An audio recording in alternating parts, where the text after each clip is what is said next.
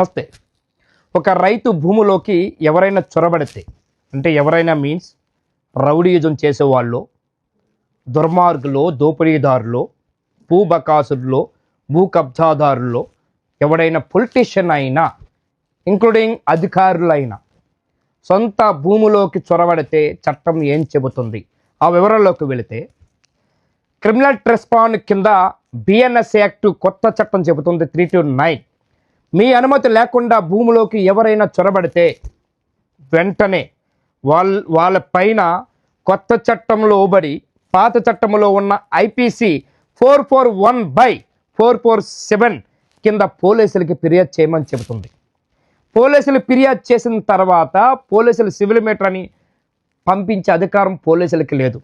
అట్లాంటప్పుడు ఒకవేళ మీ భూమిలోకి వచ్చేవాళ్ళు మారణాయుధాలతో బెదిరిస్తే అది సెక్షన్ 351 క్రిమినల్ ఇంటిమేషన్ కిందకు వస్తుంది. దీనికి కఠినమైన శిక్షలు ఉంటాయి.